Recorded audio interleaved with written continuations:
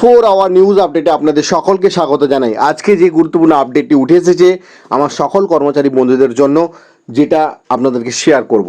তবে এই যারা চ্যানেলে নতুন এসেছেন তারা অতি অবশ্যই চ্যানেলটি সাবস্ক্রাইব করে যাবেন, যাতে নিত্য নতুন আপডেট পাওয়ার সাথে সাথে আপনারা পেয়ে যান। আজকে দেখে নেব যে গুরুত্বপূর্ণ আপডেটটি উঠে এসেছে সেটা বিষয়বস্তুটা কি রয়েছে, কারণ অধীর আগ্রহে রয়েছে আমরা ডিএ সংক্রান্ত গুরুত্বপূর্ণ আপডেটটি সবার আগে পাওয়ার জন্য। আপনারা যে কোনো পরিমাণ ডিএ দিতে পারেন, এটা কিন্তু জানালো সুপ্রিম কোর্ট। রাজ্য সরকারকে বলে দিল কিন্তু সুপ্রিম কোর্ট, এবং পরবর্তী শুনানি কবে হবে তাও বিস্তারিতভাবে জানাবো আজকে এই প্রতিবেদনে। চলুন আজকে দেখে নেওয়া যাক কী বলেছে এই প্রতিবেদন। কারণ মঙ্গলে ডিএ মামলার সুপ্রিম শুনানিতে ঝোড়ো সওয়াল করলেন রাজ্য সরকারের দুই আইনজীবী। আপনারা প্রত্যেকেই জানেন রাজ্য সরকারের বেশ তাবড় দুটো আইনজীবী ছিলেন। তার মধ্যে রাজ্যের তরফে আইনজীবী ছিলেন শ্যাম দেওয়ান এবং কপিল সিবাল, এবং এরা দুজনই খুবই তাবড় আইনজীবী। কিন্তু এদের যে বক্তব্য, এদের শুনানিতে একটা বেশ ভালো রকম শুনানি হয়েছে আজকের দিনটিতে। আর এই দিন বিচারপতি সঞ্জয় করল এবং বিচারপতি প্রশান্ত কুমার মিশ্রের বেঞ্চে রাজ্য সরকারের তরফে ফের জানানো হলো বকেয়া ডিএর অংশ মেটাতে যে পরিমাণ অর্থ প্রয়োজন তা জোগাড় করতে ব্যর্থ রাজ্য সরকার। অর্থাৎ যে সরকার দিয়েছিল, যে সুপ্রিম কোর্ট যে বক্তব্য পেশ করেছিল, বা যে সুপ্রিম কোর্ট যে অর্ডার দিয়েছিল যে বকেয়া মহার্ঘ ভাতার অন্তত 25% মিটিয়ে দেওয়া হোক, সেই পরিমাণ অর্থ মেটাতে কিন্তু ব্যর্থ হয়েছে রাজ্য সরকার। এখন ডিএ মামলার যে ঝড়ো সওয়াল, রাজ্যের দুই কৌশলীর কি বক্তব্য, ডিএ কি মৌলিক অধিকার, প্রথমেই আসছে প্রশ্ন। এই নিয়ে চলেছে লম্বা সওয়াল জবাব, এবং সরকারি কর্মীদের আইনজীবী সওয়াল করেছেন যে ডিএ সরকারি কর্মীদের আইনি অধিকার। পাল্টা আইনজীবীর কপিল সিবাল বলেন যে মহার্ঘ ভাতা কোনো মূল্যেই মৌলিক অধিকার বলা যায় না। কর্মচারীদের ডিএ মৌলিক অধিকারের যে আইন স্বীকৃত নেই বলে আদালতে জানায় কিন্তু রাজ্য সরকারের পক্ষ থেকে আইনজীবী কপিল সিবাল। এই দিন তাৎপর্যপূর্ণ বক্তব্য করে রাজ্যের আইনজীবী কপিল সিবালকে বিচারপতি করল বলেন, আপনারা যে কোনো পরিমাণ ডিএ দিতে পারেন, কিন্তু প্লিজ দিয়ে দিন। এই বক্তব্যের মাধ্যমে আমরা একটা জিনিস পরিষ্কারভাবে বোঝা যাচ্ছে যে সুপ্রিম কোর্ট চাইছে রাজ্য সরকারি কর্মীদের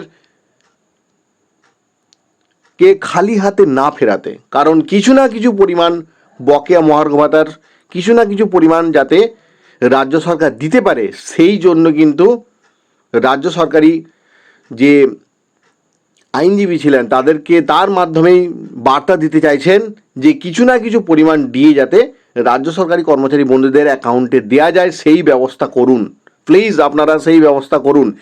এই দিন শুনানি চলাকালীন সিবাল বলেন যে ডিএ দেওয়ার ক্ষেত্রে রাজ্যের আর্থিক অবস্থার দিকে নজর রাখতে হবে।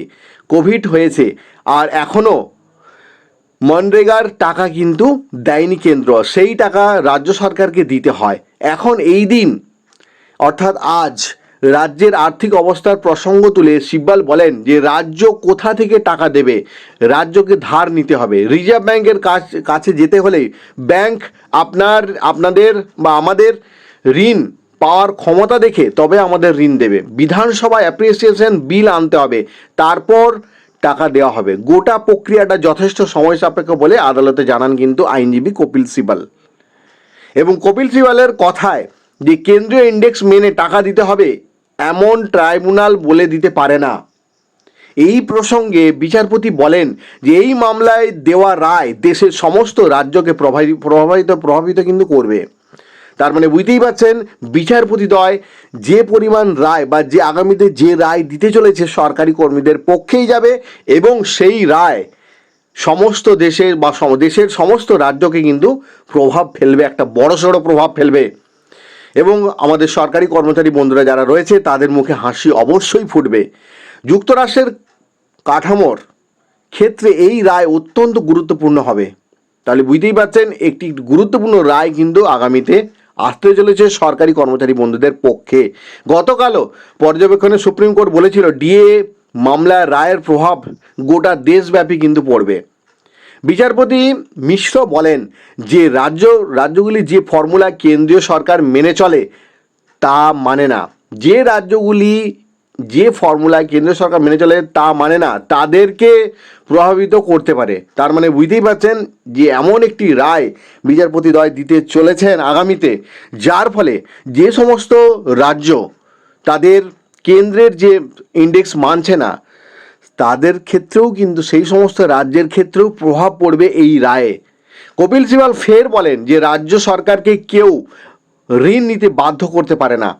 আগামীকাল বুধবার ফের এই মামলার শুনানি রয়েছে। আগামীকাল সরকারি কর্মীদের আইনজীবী সওয়াল করবেন। কালকের দিনটি বিশেষ গুরুত্বপূর্ণ হতে চলেছে আমার সকল কর্মচারী বন্ধুদের কাছে।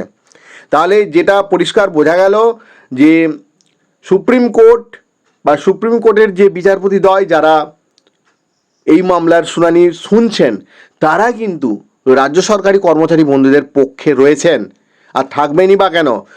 কারণ এই ব্যাপারে তারা সমস্ত বিষয়টি কিন্তু অবগত যে রাজ্য সরকার বিভিন্ন রকম যে ছলা কৌশল অবলম্বন করছে এবং রাজ্য সরকারি কর্মীদের ন্যায্য পাওনা, ন্যায্য অধিকার থেকে রাজ্য সরকারি কর্মচারীদেরকে বঞ্চিত করে রেখেছে। সেই দিক থেকে দেখতে গেলে বিচারপতিদ্বয় নিশ্চয়ই এর সুবিচার কিছু একটা ব্যবস্থা করবেই এবং রাজ্য সরকারি কর্মচারী বন্ধুদের মুখে হাসি অবশ্যই ফুটবে আগামীতে। কারণ রাজ্য সরকার বিভিন্ন রকমভাবে টাকা যেভাবে নয়ছয় করছে, সেই ব্যাপারটাও কিন্তু তুলে ধরা হবে নিশ্চয়ই আগামী শুনানিতে, অর্থাৎ আগামীকাল বুধবার দিন যে শুনানি রয়েছে, যে রাজ্য সরকারের এইদিকে বলছে টাকা নেই, তারা টাকা দিতে পারছে না, অথচ বিভিন্ন খাতে রাজ্য সরকার টাকাকে তার নয়ছয় করছে।